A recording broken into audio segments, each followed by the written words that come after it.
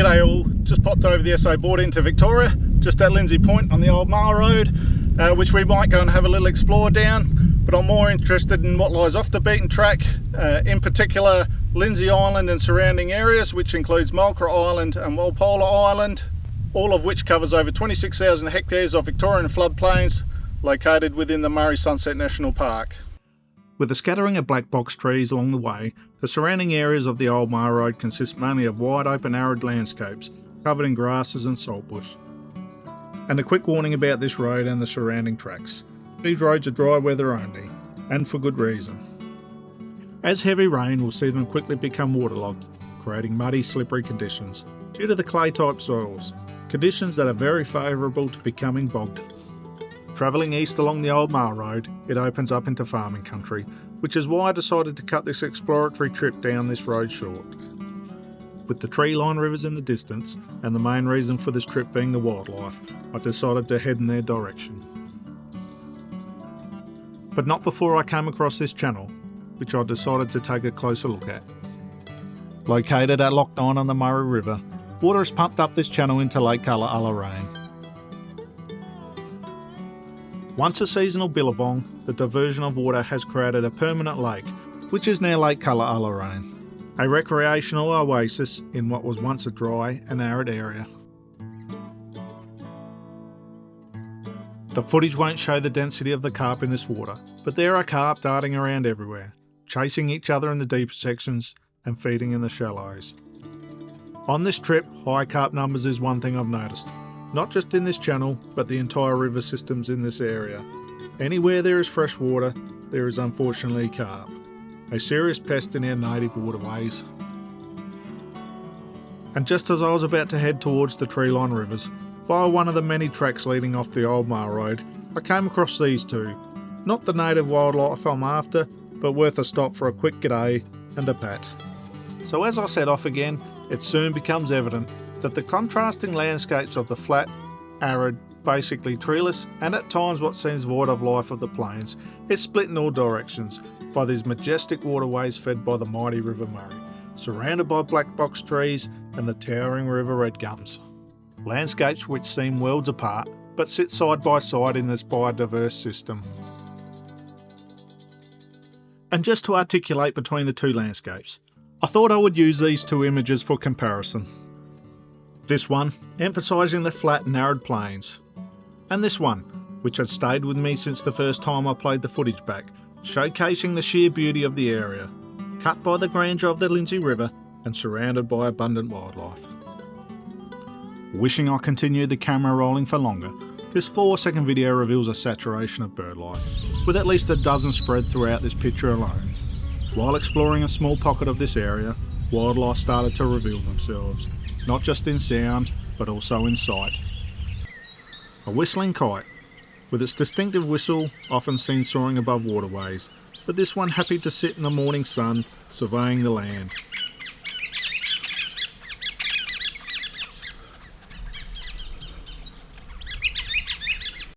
These two cheeky galahs, a possible pair. Hard to see in this footage, but the female on the left, distinguished by her pink eye, and the male on the right, with his dark brown eye.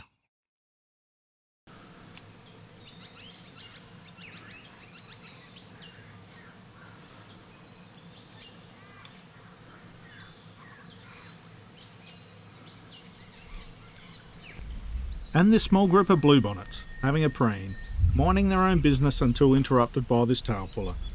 And just in case you missed it, I'll replay it again, this time in slow motion. A little bit of retaliation before settling back into the chore of cleaning.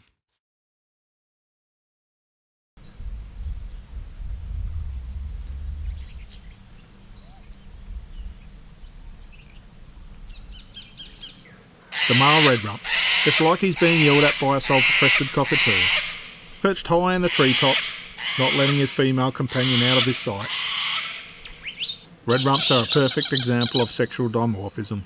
This is the condition where sexes of the same species exhibit different characteristics, which don't include reproduction. In birds, the male is often brighter and more vibrant in colour.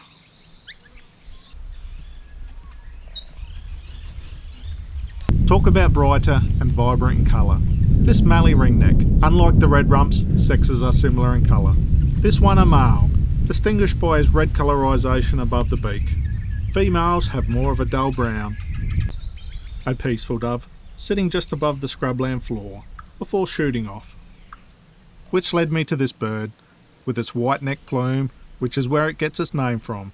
The white-plumed honeyeater, a fearless and aggressive honeyeater, not afraid to take on larger birds who enter its territory.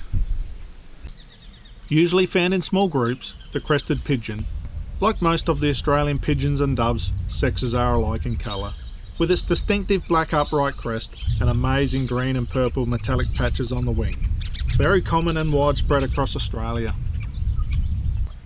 And these two juvenile crested pigeons, starting out in life and not quite ready to let each other out of their sights. And one of my favourite bird clips of the trip. This spiny-cheeked honeyeater, doing its best to break into song. At times it appears the beak is moving, but nothing is coming out. However, its vocalisation is pleasing nonetheless.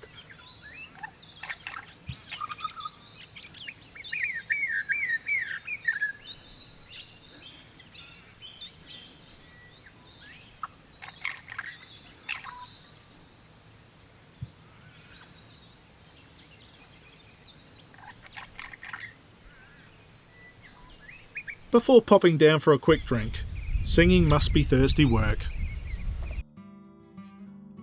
After a short break, I moved closer to the banks of the Lindsay River and found more amazing bird life, and came across an unwelcome intruder.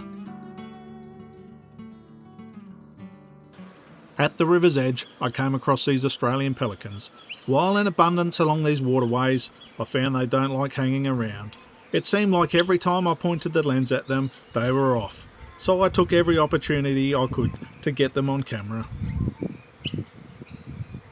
An Australasian darter, otherwise known as the snakebird. Notice its large webbed feet, ideal for propelling itself through the water in order to catch a fishy meal. Hidden in the branches of a black box tree, I found this little one, a juvenile white-plumed honeyeater, not long out the nest, trying to persuade a free feed from the parent bird, soon to be left to fend for itself and make its own way in life.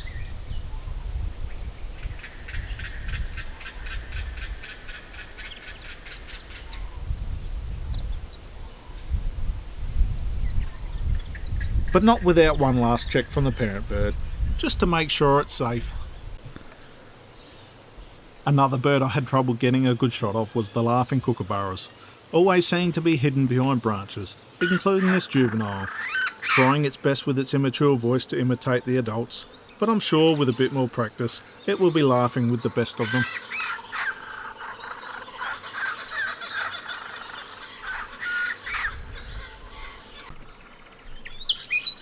The woolly wagtail, a beautiful songbird in its own right. It's a fantail, and the largest member of the Ripiduridae family. The woolly wagtail is not just a beautiful songbird, but an aerial specialist, hunting insects while in flight, a very common bird and widespread throughout Australia. Another male mallee ringneck, usually found in pairs. I suspect his female companion is not far away, but this one having a good scratch and keeping a close eye on the commotion going on below. The commotion being made by these two, a pair of sacred kingfishers. Unsure if it's some sort of breeding pattern, but they're definitely putting on a display of some sort. Their beautiful, vibrant turquoise colours on show.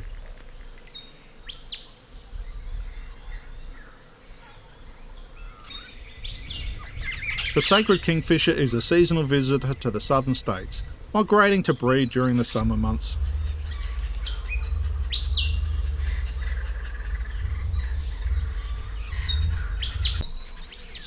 While admiring these kingfishers, something coming towards me caught my eye. To my amazement, it was this fox. Mainly active at night, I was surprised to see this one casually roaming around. The fox is an introduced species to Australia, and a major problem for our native wildlife. In plague proportions, it will feed on just about anything it can get its teeth into, and a major cause in our declining native wildlife. After it stopped, I thought it must have sensed my whereabouts. However, it continued on its merry way, heading straight towards me until my movements prompted it to take off into the scrub. With these two chestnut-crowned babblers taking refuge in the thickness of the saltbush, waiting for danger to pass by before disappearing themselves. Naturally, the waterways and wetlands of these ecosystems would have regular flow and fill events, fed by the Murray River. However, with the large amount of water being taken, mainly for agricultural purposes and human consumption, these waterways are heavily regulated. This has dramatically reduced these flood and fill events in both size and regularity. With human intervention, these naturally occurring events have been mimicked and regulated through a number of weirs. With this drastic reduction in water coming through, this has, at times, had a detrimental impact to the flora and fauna that relies on it for survival. This includes the black box and the river red gum, which relies on these flood events to stimulate flowering and seed production. Throughout the Murray River system, there are 14 weirs. This one at Weir 8, which also has the lock on the other side. On this occasion, I've accessed the weir via Mulcra Island, on the Victorian side of the Murray River. This lock and weir is actually located at Woongamma, New South Wales, meaning this weir stretches across New South Wales waters, with the border between New South Wales and Victoria traversing along the riverbank closest to myself. Used to regulate the water flow, these structures are also used by a number of different wildlife. Like this great cormorant, resting in the protection of the weir wall and the rushing water, mainly black in colour, its wings glistening bronze in the sunlight. The cormorant is an underwater feeder, using its large web feet to propel itself. These birds must have some power in their feet to chase the fish in these raging waters. An eastern grey egret, taking advantage of its high viewpoint, normally feeding in shallows, where it will stalk its prey before making a lightning quick strike. The Australasian darters swim with their heads and necks above water. Similar to cormorants, they use their large web feet to propel themselves through the water. However, cormorants have a hook on the end of their beak, whereas the Australasian darter has a long straight beak. This long beak is used to spear its prey before swallowing whole. An Australian water rat, also referred to as the ricali, scattered throughout these waterways. These native rodents are adept to aquatic living, with a thick muscular tail which serves as a rudder, partially webbed hind feet, and a thick fur coat which repels water. Moving on from Weir 8, I make my way back into the scrub to see what else I can find. Like a tractor ploughing a field, these carp are ripping apart the bottom, pushing through the shallows in the quest for food, sucking up anything in their path, from insects, crustaceans, small fish, and plant material. Originally imported into Australia as a game fish, they have now spread throughout Australian waterways. Now considered a serious pest within our freshwater systems, carp denigrate water quality, uproot vegetation, erode riverbanks, and are a ferocious predator to our native fish. This place keeps finding ways to surprise me, continuing to search for wildlife well into the afternoon, even finding another ricali in the fading light, which I'll leave until the end of this video. But until then, here's some more bird life and an amazing spider.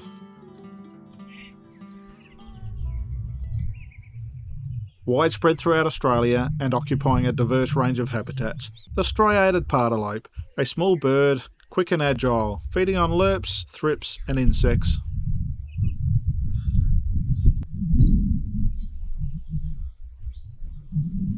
A common bronzewing, normally shy and wary, I was surprised it sat as long as it did. Its beautiful multicolorisations of the wings, glistening in the fading light. As the name suggests, a very common and widespread bird, found across all Australian states.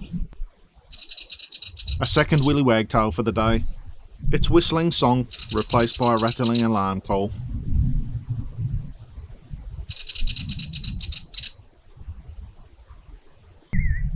The brown tree creeper, Australia's largest creeper. Unlike other species of tree creeper, this one tends to spend more time on the ground, feeding on ants and other small insects. with a pair of bluebonnets overseeing the fading sun.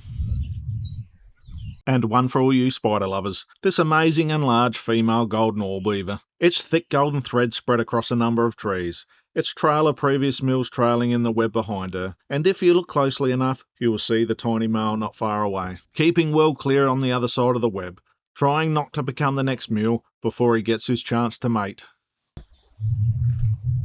A black-fronted dotterel, preferring the edges of freshwater wetlands, swamps, dams and billabongs, where it forages in the shallows for crustaceans, insects and seeds.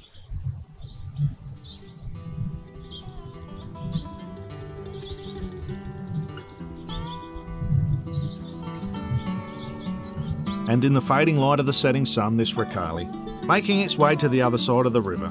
These highly territorial mammals occupy burrows in creeks and riverbanks, feeding on fish, crustaceans, insects, mussels and plant material. With this ricale continuing on its forage into the fading light, it now brings part of this look into the beautiful and diverse wildlife of this remote area located in the northwest corner of Victoria to a close. But not the end. With its beauty and abundance, my footage was extensive, so I thought it appropriate to create a sequel. So join me in part 2 as I venture further into the wilderness, heading out for a nocturnal explore before heading off on day 2, finding frogs, goannas, plus many other bird species.